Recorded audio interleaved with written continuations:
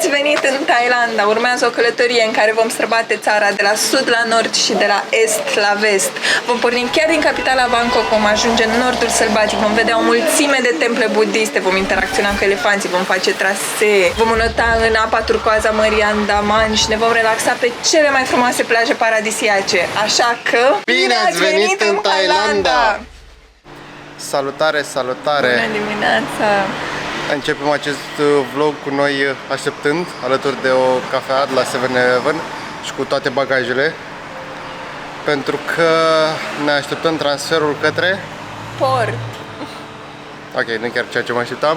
De unde o să luăm feriul spre... Phi Phi Island. Da, unde Koh Phi Phi mai exact, unde să stăm pentru următoarele 2 nopți și o să vedem ce facem pe acolo. Da, am bucuit de undeva de pe aici, de prin zonă, transferul. Include și transfer și către următoarea destinație din Phi Phi și a fost în total 1000 de bați de persoană. Noi zicem că e ok, am aplicat tactica noastră de negociere, adică ne uitam nemulțumiți unul la altul și a scăzut prețul. Da, inițial era 1200. Am văzut că și transferul doar către Phi Phi e undeva la 600 de bați de persoană. Da. Cam așa, probabil scoteam la cel mai puțin 500 doar Phi Phi și oricum ne trebuie și transfer în partea cealaltă, așa că... Am ajuns la port, la Rasada Pier, mai exact. Și mai băgăm o tură de așteptat. Da, durează foarte mult transportul dintr-o parte în alta, dar aia e. Măcar nu e foarte scump. Da, ne-a luat cam o oră drumul până aici. Și acum mai am avem primit, o oră de așteptat. am primit și bilețele. Da. Am fost însemnați. Da, și așteptăm să plecăm și cred că avem un drum de 2 ore, parcă era, nu? Da. 2 ore avem 2 cu ore feriul. cu feriul, o să ajungem acolo și cred că o să ajungem cam aproape la fix pentru check-in, ca să nu mai așteptăm să ne plimbăm aiurea, luăm și noi camera, vedem cum arată. Da, trebuie să fie ok, că ajungem la ora 1. Sperăm să fie un drum lin cu feriul, să nu ne zgude prea tare. Poate și dormim. Vedem. Am ajuns și la cazare, n-am mai filmat nimic de pe drum pentru că picura și n-am mai putut să mai scoatem camera. Cam așa se prezintă cazarea. Avem un pat dublu. Aici avem un frigider și un dulap, cu televizor, un mic balcon cu mase și cu loc de uscat rufele și baia cu duș și, mă rog, toaletă și chiuvetă. Pe asta am dat 600 de bați pe noapte, este cea mai ieftină cazare din acest trip. Și în Phi Phi a fost o problemă că am găsit ori cazări foarte scumpe, ori cazări gen aceasta foarte ieftine. Și asta părea cea mai ok ca review-uri. Am zis că nu vrem să dăm foarte mulți bani, nu stăm mult. Am vrea să stăm mai mult în afara camerei decât în cameră. Este un pic de umezeală, într-adevăr nu este curățenia chiar pusă la punct, dar 2 nopți cred că o să fim ok. Așa că haideți să vedem. Hai să vedem Koh Phi Phi. Pentru că vremea este un pic capricioasă. Începem aventura pe insulă cu un pad thai, 2 pad thai-uri de fapt și niște bere locale. Am zis să încercăm toate berile locale și cred că astea ne mai rămăseseră. Suntem la Tom Yum Restaurant. Vrem să vedem cât de bun este acest pad thai, pentru că în ultima vreme ne-am cam îndrăgostit de pad thai și mâncăm peste tot. Poftă bună și vă mai arătăm ce putem face pe ploaie aici. Prima oprire o facem tot aici în port. Am venit să vedem un pic nisipul, doar că e plin de bărci ancorate aici. Sunt aceste, cum zice, long tail-uri. Long tail boat, barca tradițional thailandeză. Căutăm și noi pe aici să vedem de o excursie pentru ziua de mâine. E super plin portul. Foarte mulți oameni aici în port care te așteaptă, nu știu, cred că să te duc către resort sau ceva, da, și când vii din partea cealaltă din oraș te abordează un pic cam agasanți cu oferte de excursii și tot. Hai să vedem dacă reușim să găsim ceva. Vrem să mergem mâine în excursie la Maya Bay. Practic asta ne interesează cel mai mult, nu prea alte chestii. Noi am venit, am făcut diving deja în zona aceasta. Chiar undeva acolo este Shark Point, ultima oprire a noastră de diving. Deci, practic, vrem doar să vedem renumitul Maya Bay și asta pentru că este atât de cunoscută acea plajă, însă e cam în ora zilele astea. Sperăm să ne putem bucura de ea la adevărata ei capacitate. Poate avem noroc și măcar o oră de soare o să fie mâine când ajungem noi acolo. Pentru cât de multe bărci sunt ancorate pe aici, apa e foarte, foarte turcoasă și foarte, foarte limpede. Din păcate nu se văd pești. Dar arată superb. Da, încercăm să mergem până la zona aceea cu plajă. Deși și acolo sunt foarte multe bărci. Vremea oricum nu prea ține cu noi, că nu e. Și după aia ne Nu e soare. întoarcem, poate ne hotărâm la o excursie și mergem pe plaja de pe partea cealaltă, poate nu mai sunt bărci. Da, deși nu prea e vreme de plajă. Chiar dacă e înnorat, e destul de cald și destul de zăpușeală. Da, de asta măcar de era soare, să vedem apa aceasta turcoaz, nu verzuie. Arăta așa și pe soare. Nu, pe soare am văzut ce poze, este foarte turcoaz. Erau editate. Dar poate avem noroc mâine, dacă nu o să trebuiască să ne edităm pozele. Sau mai venim o dată. Sau așa, putem când? Luna viitoare? Da, excelent. Sau de fapt putem să stăm încă o lună în Thailanda, avem viză. Da. Ce idee bună. Am ajuns aproape la plajă, însă cred că mai frumos arată peisajul de aici, cu stânca care se unește cu plaja și cu apa, decât de acolo. Și pentru că suntem un pic obosiți, am ales să vă arătăm acest peisaj frumos și să mergem spre cealaltă plajă. Salut, câine thailandez Piper! Haideți că am luat până la urmă și excursia. Sperăm să fie ok, n-am luat cu masă, cu nimic și am dat 450 de bazi de persoană, 4 ore. Cu long tail boat, cu o barcă de aceea. Da, și cu snorkeling, din ce am înțeles. Adică o să avem niște opriri și ne-a confirmat că ne oprim și pe plajă, pe Maya Bay, nu doar facem snorkeling la distanță. Sperăm să fie pe bune, pentru că în alte părți ne-a dat alt preț, dar cred că era totuși cu masă inclusă. Da, aici avem doar băuturi, mă rog, apă și pineapple, ananas. Da, e suficient, oricum o să fie de la 10 la 2, o să cam fie în mijlocul zilei, dar așa sperăm că prinde soare. Da, singura chestie e că pe lângă cei 450 va trebui să plătim și 400 de bazi de persoană intrarea în rezervație, în parc, Da, nu știu. Parcul Național. Da, Asta se plătea oricum peste tot. aceeași taxă am plătit-o și ca atunci când am făcut diving în zona asta. Și atunci am plătit și 200 în plus pentru diving. Pentru diving, da. Da, sperăm să fie ok, o să vedeți în curând cum decurge acea excursie. Foarte drăguț toate străzile de aici, de la ei. Par așa foarte, foarte înguste și cu magazine sau restaurante pe partea și pe cealaltă. Se vede că e o zonă strict turistică. Și arată foarte drăguț și în spate cu foarte multă vegetație, adică aici este tot o construcție, dar îți dai seama că fix imediat lângă este extrem de multă vegetație. O vreme destul de capricioasă în Phi. Cam așa arată plaja pe Burniță. Suntem pe plaja Loch Dalum. Cred că ar fi fost superbă apa aceasta Dacă nu ploua. se vede foarte, foarte frumos și așa. Avem de închiriat caiace, câteva bărcuțe. După stânca aceasta este Monkey Beach. Și noi am zis că poate ne încumetăm să mergem la un viewpoint, deși plouă din ce în ce mai tare. Răzvan, ce părere ai despre Phi până acum? Păi e frumos așa, dar nu cred că merită mai mult de o zi, două. Pentru că pare că atracția principală sunt excursiile aici, deci nu prea, în oraș nu prea ai cum să vezi chestii. Adică nu prea sunt multe chestii de văzut. Niște viewpoint-uri, dacă avem puțin noroc cu vremea asta, sperăm să mergem la ele. Dacă nu mergem mâine sau poimâine.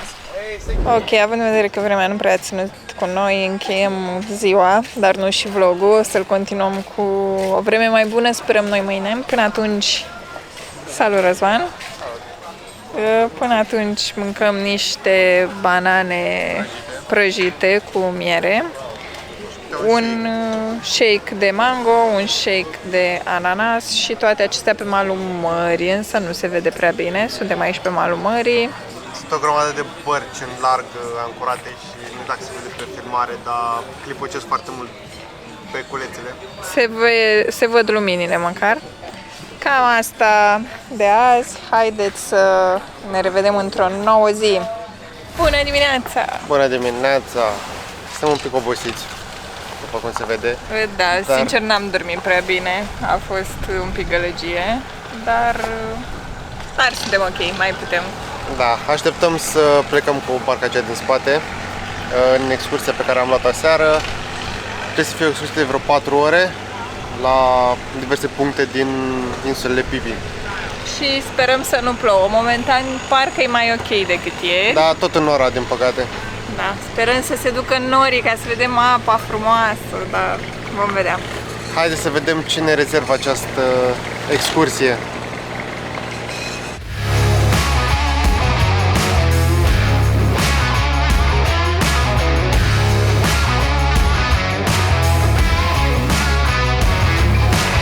Prima oprire pe care am făcut-o e într-o lagună.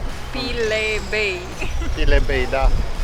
Așa, aici se poate face snorkeling, cred că s-a făcut vreo, nu știu, 15-20 de minute.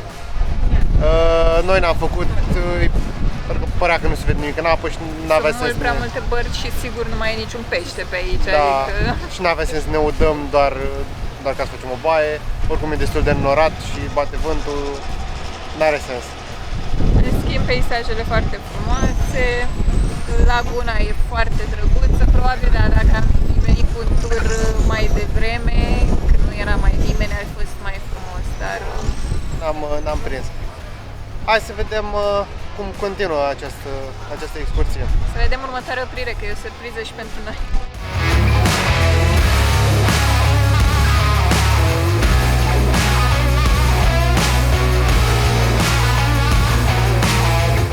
Bine ați venit în Maya Bay, considerat cea mai frumoasă plajă din lume, sau cel puțin una dintre ele. Nu cred că are nevoie de prea multe prezentări, este cunoscut publicului larg pentru faptul că aici s-a filmat filmul The Beach în 2000, care îl are ca actor principal pe Leonardo DiCaprio, iar de atunci locul a fost super popular.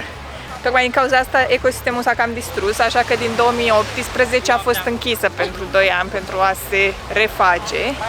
Iar acum, pe perioada sezonului umed, de asemenea este închisă. A fost deschisă acum la 1 octombrie, dacă nu mă înșel. Dacă mă înșel, trecem aici. Iar, după cum puteți vedea, deja este plină de turiști. Haideți să vedem dacă găsim și noi un loc ușor unde să facem niște poze drăguțe.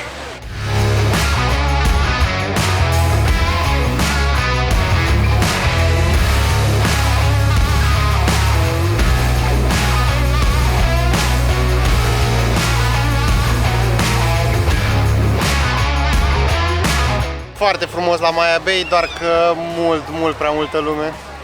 Da, ca să prinzi o bucățică să faci o poză, trebuie să stai mult și bine. Stai, să treacă lumea, să fie ei drăguți, te ocolească.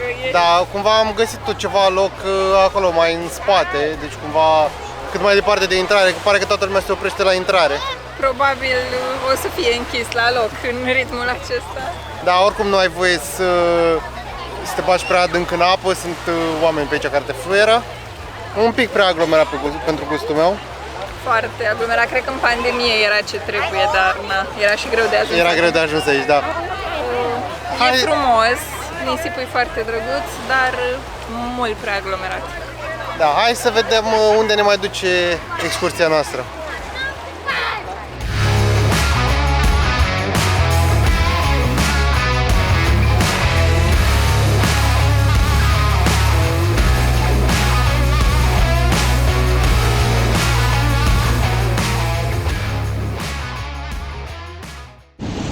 Hei, maimuțică! Ultima noastră oprire, cred, e pe Monkey Beach. Avem acolo în spate și o maimuță. O maimuțică! Nu ea, aia de acolo. Ne-a zis ghidul că nu e chestia apropiem prea mult, pentru că pot ataca. Și că s-a zis că a văzut filmulețe când, ce fac? Când fură și trebuie să avem grijă la lucruri. Destul de multe am văzut, gen pe partea aceea, pe stâncă, atunci când veneam cu barca. Și mai apare așa de câte una din când în când. Nu știu exact ce specie sunt. Ce specie sunt, Cristina? Maimuță de Thailanda. Am înțeles. O să lăsăm eventual și niște poze aici pe care le-am făcut cât am putut. Aici se pare că e un loc unde se fac foarte multe poze. E foarte aglomerat. Dar arată foarte mișto și, mă rog, bucățica asta de aici de plajă. O altă lume. Da, într-o peșteră deschisă. Aici e casa maimuțelor. Și acum le întrerupem somnul de după amiază.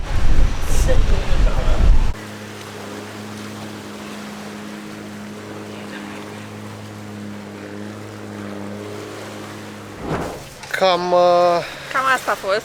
Cam asta a fost. Excursie de teoretic 4 ore, practic cam 3 ore 45.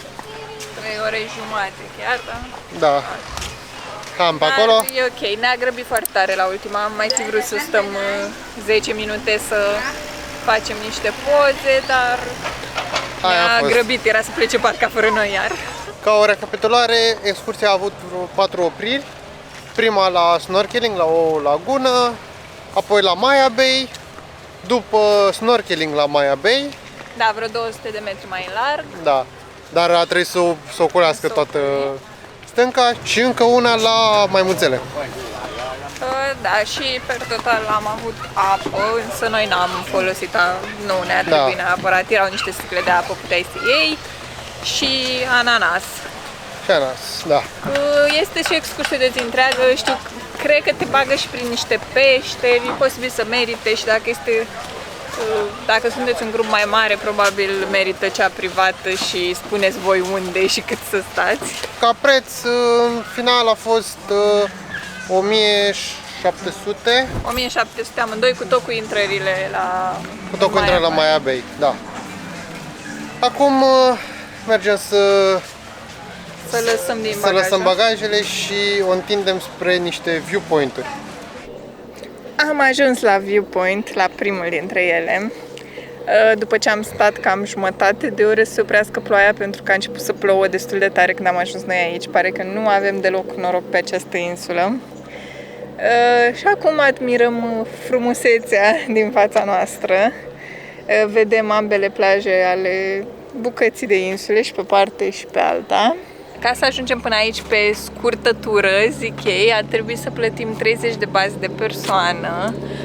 Avem acces la 2 viewpoint-uri. Cred că exista și alt drum, dar n-am vrut să mai stăm să căutăm. Vremea oricum este destul de capricioasă zilele astea. Haideți să vedem pe ce am plătit. 30 de bați. Locul este îngrijit, într-adevăr, arată bine. Punem și niște poze funny aici. Și hai să mergem. Credeam că a fost greu doar drumul până la viewpoint-ul 1. Dar se pare că de la ăla mai avem de urcat. Și acum nici măcar mai avem scări. Super complicat. Este foarte frumos. Traseul este destul de bine făcut, cu alei, ciment, plin de verdeață, de floricele, aranjat, palmieri. Este superb, doar că umiditatea e foarte mare și noi urcăm și nu este traseul atât de greu cât faptul că este foarte cald și umiditate foarte mare. Și asta, mă rog, probabil este accentuată și de la ploaie. Haideți să continuăm. Să vedem cât ne ia până ajungem.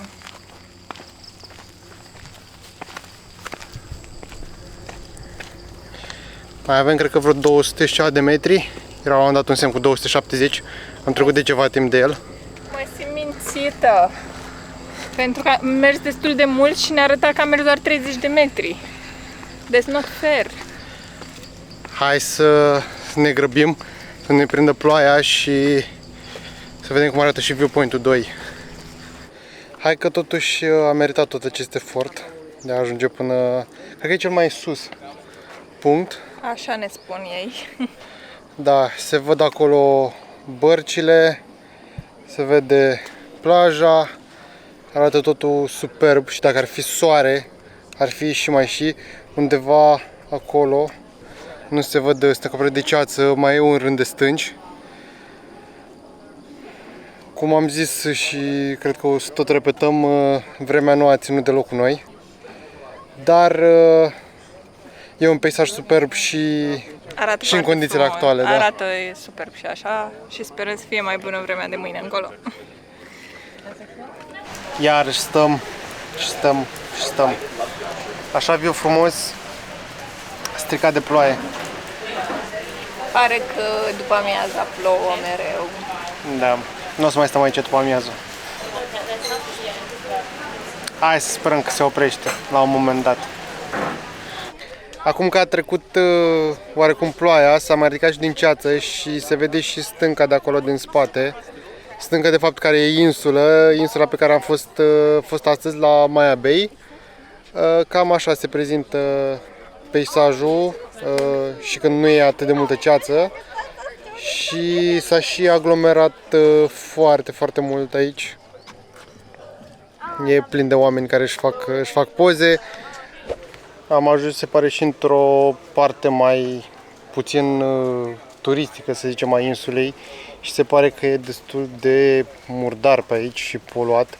Este și un miros destul, Insuportabil. mai zic destul de nașpa, dar cred că sumarizat că știa mai bine. Da, e un pic altceva față de ce, nu știu, vezi în poze sau ce se vede în partea mai populată de turiști. Dar surprinzător ăsta e și drumul către resorturi, către o serie de resorturi, ceea ce, nu știu, pe mine nu m-ar încânta să stau. Acestea fiind spuse și arătate, cam aici se încheie a doua noastră zi pe Pipi. Și odată cu ea și acest vlog.